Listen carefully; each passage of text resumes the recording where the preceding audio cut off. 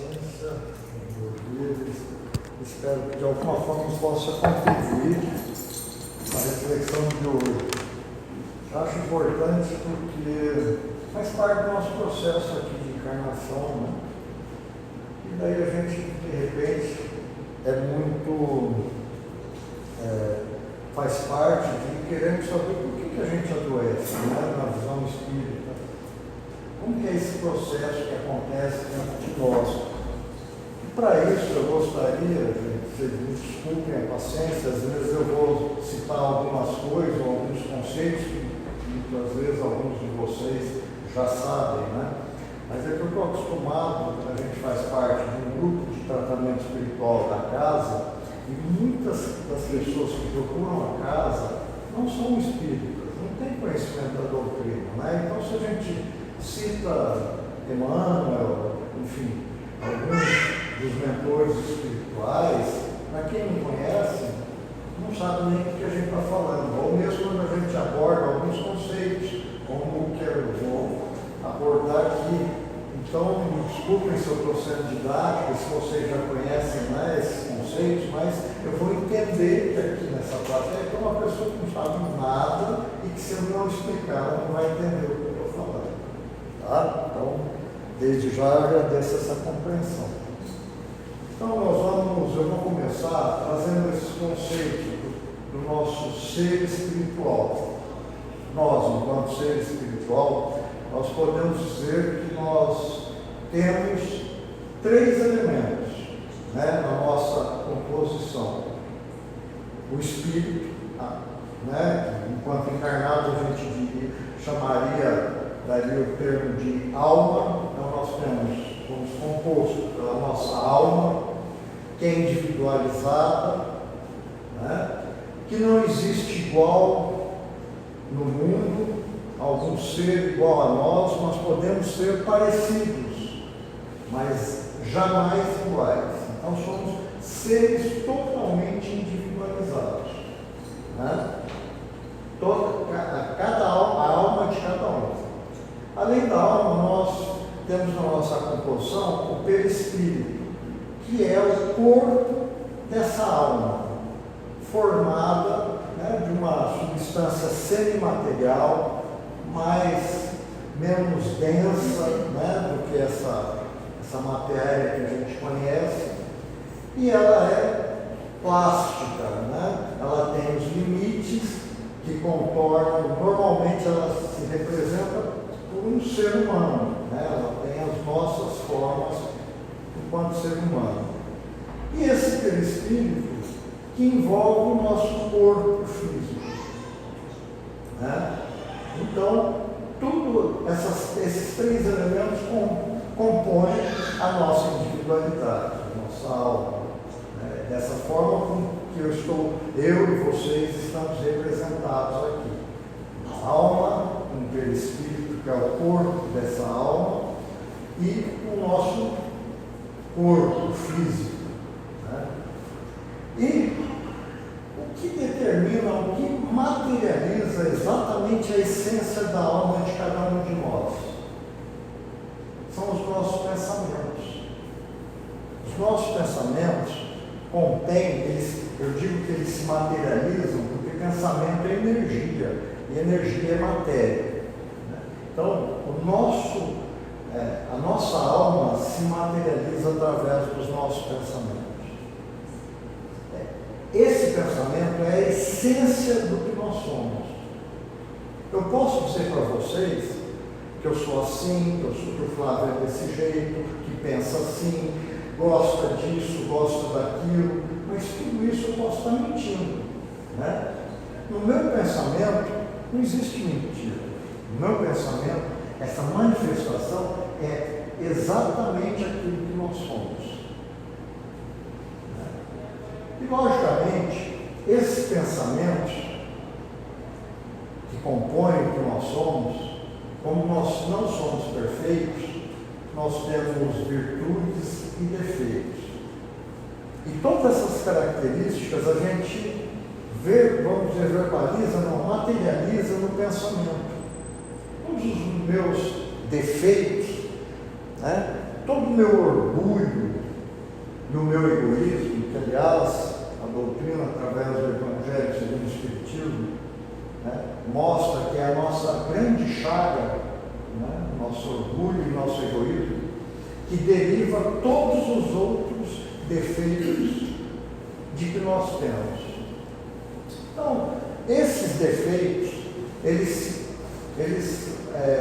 se materializam através dos nossos pensamentos. Então, as nossas raivas, as nossas mágoas, a nossa inveja, o nosso ódio, tudo isso, os nossos rancores, tudo isso se materializa através dos nossos pensamentos. E esses pensamentos negativos, eles são desequilibrantes, eles são desarmoniosos, eles desarmonizam a nossa alma, né? Porque são energias densas, energias tóxicas, que vão, né, nos contaminando. E esses pensamentos, eles se materializam, eles ficam impregnados no nosso perispírito. Todos esses pensamentos, né? Esses pensamentos desequilibrantes, desarmoniosos, tóxicos, se materializam, se fixam no nosso perispírito. E, consequentemente, porque tudo que a gente flui, tudo que a gente sente, a gente emana para o nosso corpo físico, através do perispírito. E daí todas essas energias tóxicas, como eu disse, chegam até o nosso corpo físico, desequilibrando o nosso ser num ciclo fechado. Começa pela nossa alma, através dos nossos pensamentos, passa pelo nosso perispírito e chega até o nosso corpo físico. Logicamente que o inverso também é verdadeiro. Tudo aquilo que a gente tem de bom, né, todas as nossas virtudes, tudo aquilo, né, que gera pensamentos harmonizantes, também se fixam no nosso perispírito e chegam até o nosso corpo físico. Mas, né, como nós estamos aqui num processo de provas e expiações, né, onde o nosso egoísmo, o nosso orgulho, como eu falei lá atrás, ainda são predominantes em nós, a gente muito mais se desequilibra diariamente do que se equilibra. A gente pode perceber pelos nossos pensamentos. Por analisar o que a gente pensa o dia inteiro, vira e mexe a gente pensa coisas negativas, que faz parte, né, dos nossos defeitos. E daí essas energias que fecham esse ciclo, chegando até o nosso corpo físico, né, desequilibrando esse ser, acaba trazendo para nós a doença, que nada mais é do que quando o nosso corpo físico não está equilibrado, a nossa imunidade cai e a gente está mais sujeito a doenças. Vocês percebem? Justamente, então, a causa é lá na nossa alma, nos nossos pensamentos. E a consequência é a doença. Logicamente que nosso Pai misericordioso, na sua infinita bondade, né, nos oferece as condições da gente sempre reequilibrar a nossa alma, sempre reequilibrarmos o nosso corpo. Né? Temos aí a medicina tradicional, a medicina alopática, que sempre nos dá a oportunidade, através de tratamentos, nos curarmos. Só que esse é o problema da medicina tradicional. A gente está aprendendo que a doença é a consequência. E a medicina tradicional trabalha com essa consequência. Né? Então, eu curo a doença através do tratamento tradicional, mas a causa, a fonte, continua o processo de desequilíbrio. E daí vai acontecer que novas doenças nos pegarão. Então, a gente pode pensar, quando eu falo em doenças, gente, eu falo todas as doenças físicas, as doenças sociais, as doenças emocionais e psicológicas e psiquiátricas. Todas elas têm esse mesmo princípio de fundamento. Bom, pegando aí uma doença física, a Covid, por exemplo, foi o grande assunto desses últimos 3 anos, não falava outra coisa, O que uma simples doença provocada por um vírus tem a ver com todo esse processo que a gente falou? Logicamente, independente de estarmos equilibrados ou não, se você tiver contato com o vírus, a possibilidade de você se contagiar e ficar doente é grande. A diferença é justamente o nível de desequilíbrio que você se encontra naquele momento, vai fazer com que você se contamine mais fácil ou não. Se a gente está, do ponto de vista imunológico, mais fortalecido, ou seja, com menos desequilíbrios, a possibilidade da gente ter contato e não se comunicar, e não se contaminar é concreta. Agora, quanto mais desequilibrado nós estivermos, quanto mais a nossa imunidade estiver baixa, mais a possibilidade de nos contaminarmos e termos, inclusive, uma fase mais aguda da doença. Então, existe essa relação, porque tudo tem a ver com a causa primária, do ponto de vista dos nossos desequilíbrios. Agora, trazendo um outro exemplo, a gente tem aqui na casa, em outras casas, o tratamento espiritual oferecido pelas casas espíritas. Qual é a diferença do tratamento espiritual para a medicina tradicional?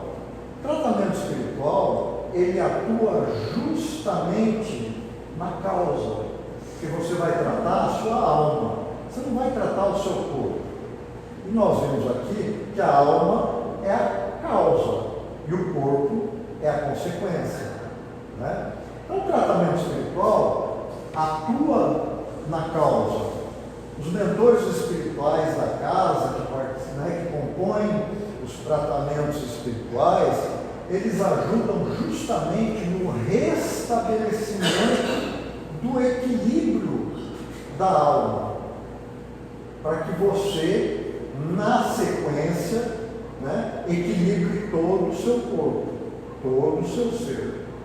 Aí as pessoas vêm, fazem o tratamento, como estou participando do tratamento espiritual aqui na casa, a gente percebe que as pessoas conseguem se recuperar, se restabelecer, se sentir fortalecido para enfrentar as vicissitudes ou as situações pelas quais eles se encontram, porque nem sempre é por conta de doença, muitas vezes por conta de relacionamentos, Só que a gente ainda continua com o mesmo problema. Você faz o tratamento, melhora, recupera o equilíbrio e você vai embora. E a vida que segue, continuamos com os mesmos pensamentos. Por quê? Porque esse pensamento faz parte da nossa personalidade, do grau de evolução em que nós nos encontramos. Se eu penso sempre no lado negativo das coisas, eu constantemente estou me desequilibrando. Então, por mais que eu busque o tratamento espiritual, eu vou conseguir me restabelecer, porque a espiritualidade amiga vai nos ajudar na nossa harmonização, mas eu continuo com as mesmas atitudes e os mesmos pensamentos. E aí que a gente tem que se dar conta que se nós somos né? Somos nós que criamos as nossas doenças, os nossos equilíbrios.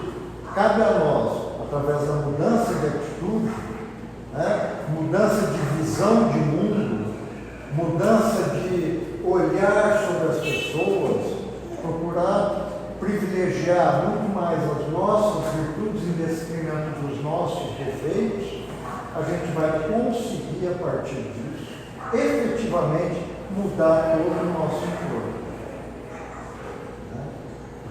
O Emmanuel, aliás, antes, o André Luiz, um dos mentores atuais do Chico Xavier, ele fala, com relação à doença, o aspecto educativo da dor, da doença, né? Quando ele fala que a dor é infligida a nós, não por um mero acaso, não para que a gente sofra simplesmente, mas ela tem esse caráter educativo, né? Ele traz esse outro aspecto que não é só os nossos desequilíbrios, né?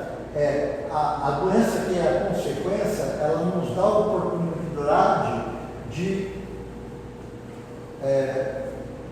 repensar o que está acontecendo. É como se, opa, peraí, teu corpo está pedindo para você parar e repensar as suas atitudes, porque as tuas atitudes estão te levando a esse desequilíbrio. O Emmanuel, no livro No Consolador, ele traz uma citação, no livro Alma e Coração, ele traz uma citação bem interessante nesse sentido também, quando ele fala, abre aspas, vale observar que reconhecer a existência do erro ou do desajuste em nós é sinal de melhoria e progresso. Então ele traz esse outro enfoque, porque justamente a nossa dificuldade é reconhecermos os nossos erros. Nós temos uma postura em sociedade que a gente sempre coloca na causa externa os nossos problemas. Nós ficamos doentes por causa de outros agentes externos. Nós ficamos doentes por causa de outras pessoas, nunca por conta das nossas imperfeições. A gente tende a sempre culpar as causas externas.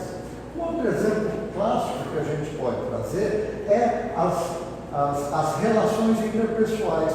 Quando a gente discute, quando a gente briga com o outro, a gente tende sempre a apontar o defeito do outro naquela discussão. Nunca olharmos para nós e avaliarmos qual foi o nosso defeito, qual foi o nosso problema nessa briga, porque a gente acha que sempre o outro é que produz, nós apenas nos defendemos. E é justamente essa falta de encararmos de frente, né, os nossos defeitos, de olharmos para dentro de nós mesmos, que dificulta justamente, né, a busca pela cura, né, a busca pela relação, de respeito, não importa as divergências, com o outro. Então é isso que eu gostaria, que a gente percebesse, né, que para que a gente possa buscarmos sempre o equilíbrio, nós precisamos ser sujeitos da nossa história. Ou seja, assumirmos o compromisso, né, pelas causas e pelas consequências daquilo que acontece na nossa vida. A espiritualidade está aí para nos ajudar, a medicina alopática está aí para nos ajudar em todos os momentos, mas nós precisamos, né, assumir esse protagonismo, olharmos para dentro de nós mesmos e aceitarmos humildemente os nossos defeitos e buscar, né, as nossas mudanças, as mudanças de atitude, para que a gente consiga, né, estarmos menos desequilibrados do que antes, porque o desequilíbrio faz parte. Outro aspecto que eu gostaria de pontuar com relação às doenças é que, como a gente discutiu aqui, a gente percebe que todas as nossas ações, né, através dos pensamentos, a gente adoece. Mas existem outros dois tipos de doenças que não são, que têm a ver com esse processo, mas não estão diretamente ligados, né? Que são as doenças que vêm como expiação e as doenças que vêm como provas. Né? Como nós somos no mundo de provas e expiações, nós também vivenciamos sofrimentos por conta de provas e expiações. As expiações são aquelas que a gente vem nessa encarnação para resgatar.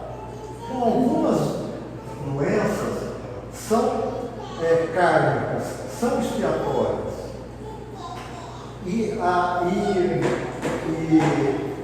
tem essa mesma relação, né, de causa e efeito que eu trouxe desde o início.